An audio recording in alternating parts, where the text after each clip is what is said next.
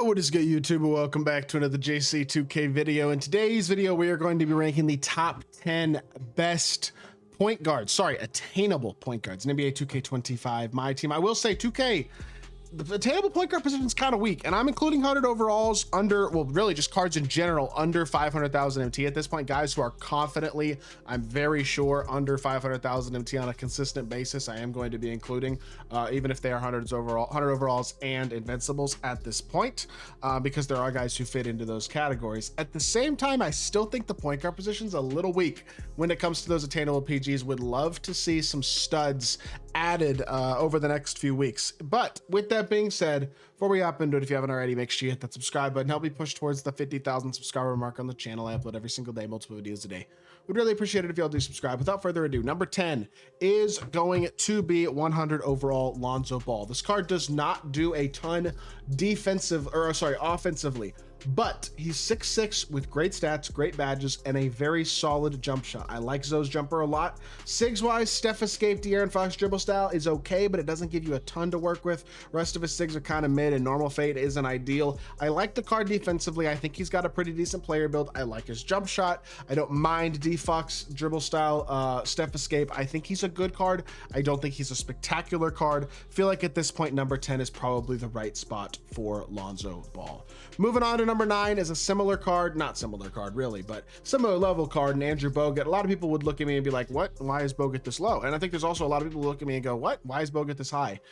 He's a weird one, because if you really like what he provides, he's a very valuable point guard. He's 7 foot, 7'3" wingspan. The switchability, size, and defense that he provides is elite. That being said, offensively, he's nothing more than a masher and occasionally a make a wide open three. He's very odd in terms of the play styles that he fits, but if you need a big defensive point guard, you feel confident in your shooting guard, your small forward to shot create, and there are plenty of guys who can do that, even at the big man spots, let alone shooting guard, small forward.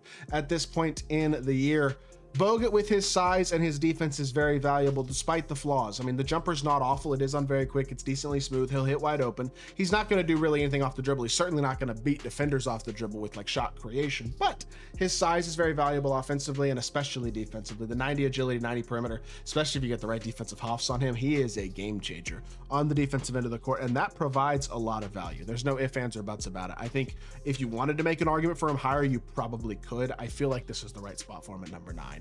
Number 8, Luka Doncic, another flawed but fun card, and provides value again with his size, 6'7" with 6'8" wingspan, solid player build, pretty bulky, good, well-rounded, solid defender. He's going to play a little bit bigger than 6'7" in my personal opinion for the most part at the point guard position. I love his standstill jumper, but again, besides the De'Aaron dribble style, which even isn't that great, he's got no Sigs. His movement is bad, his fade is bad.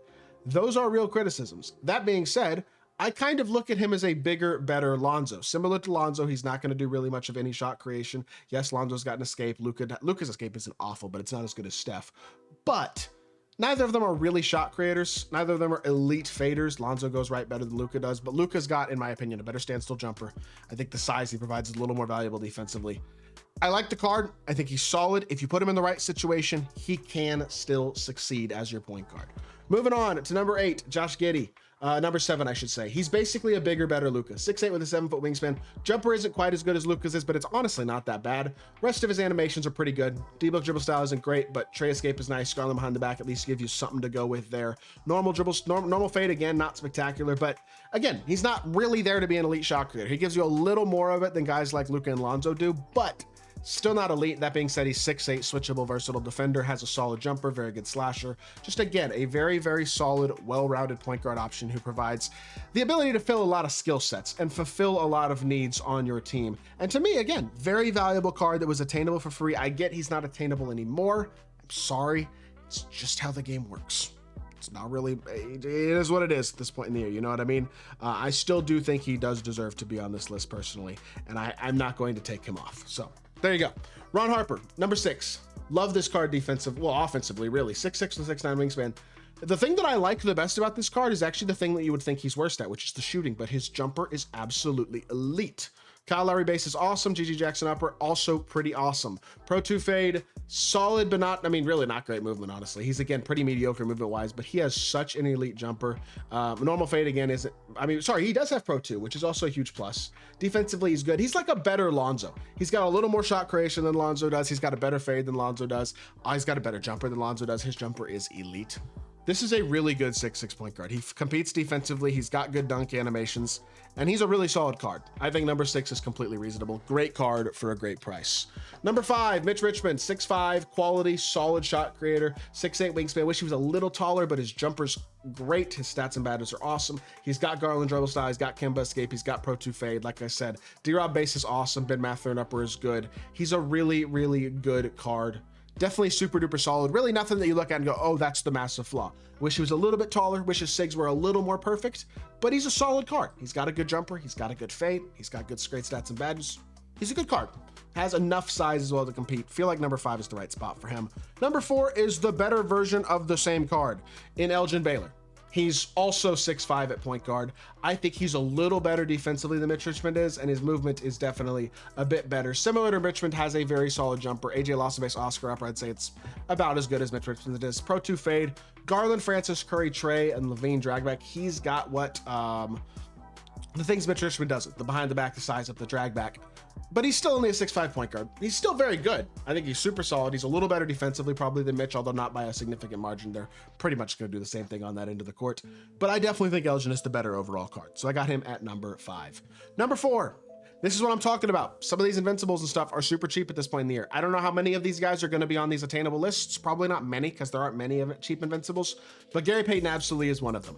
6'4" with a 6'7" wingspan. He is legitimately an affordable invincible. And while actually I think you could potentially make the argument even for another couple invincibles to fall into this category, like out of the invincible point guards, I would say invincible Steph probably is also considered attainable in terms of his price point, although it's borderline. I'd say he might be a little more expensive just because of the name value. John Havlicek, same story. I would say D Rose is a little too expensive, but Gary is probably the one who is the most like accurate price point wise to being under this, as well as actually a good card. Like I don't think Hondo's quite cheap enough, and honestly, I don't think D Rose or Steph, even if they are cheap enough, which I don't think they are either, are actually good enough to be in the top 10 on this list because I just don't think they're very good cards. That being said, Gary's a great card. Stats are all 99. Badges are awesome. I think he's really good. I'm legitimately a fan of this card. Lowry base section upper is elite. One of the best jumpers in the game. Pro 2 fade, Garland dribble style, Kemba escape, Trey behind the back. Harden step back, not the best. Paul George size up is whatever. It's not Francis. He's not actually quite as good animation wise as Elgin, but he is better stat and badge wise, and his jumper is just one of the best couple shots in the game. He's not that expensive, and he's pretty usable. Yes, he's small, but everything else is awesome. He's a great card. Big fan of GP. Number 2 is going to be Denny Odia. I mean, he's a mainstay, and he's going to continue to be realistically until there's another card who can do what he can do. Elite jump shot, elite size. That's what he provides. 6'9" with a 6'9" wingspan, nice player build, really good smooth jump shot, and a great defender. Doesn't provide a lot movement-wise. D-book dribble style, Donovan Mitchell size up, Tyrese behind the back, hard step back. None of that is impressive. Kemba escape is nice, but it's not by itself insane. He's got normal fade instead of Pro 2. He's got a lot of flaws, but he's got an elite standstill jumper, and he's a very valuable, versatile, switchable defender. And those two things by themselves make him, in my opinion, number 2 on this list. He is one of the very few cards in the game that you can get for an affordable price point who has the size to compete against the Jokic's and the Bens and the Magics and the LeBrons, etc., while also giving you an elite level shot so he doesn't kill spacing on the offensive end of the court. He provides both those things. It's very valuable. That being said, I do think number 1 is Cazzie Russell. Basically a better version of Elgin Baylor and Mitch Richmond. He is also pretty much perfect stat and badge wise, just like they are, but Patty Mills base, Darius Garland upper, Pro 2 fade, Garland, Francis, Curry, Trey, Levine. He is a better version of Elgin Baylor. Elite jump shot, great shot creator, quality defender, gets good defensive animations for a 6'5" point guard. He is awesome, and I personally think he's number 1. If you wanted to make an argument for a couple of the other guys, you could. I'd say the top 4 are pretty close together, to be honest. But again, this is just my opinion. Y'all let me know what you think in the comment section down below. If you did enjoy the video, make sure you hit that like button, leave a comment, and subscribe. I'll be back with more 2K content very, very soon. I appreciate y'all. Peace.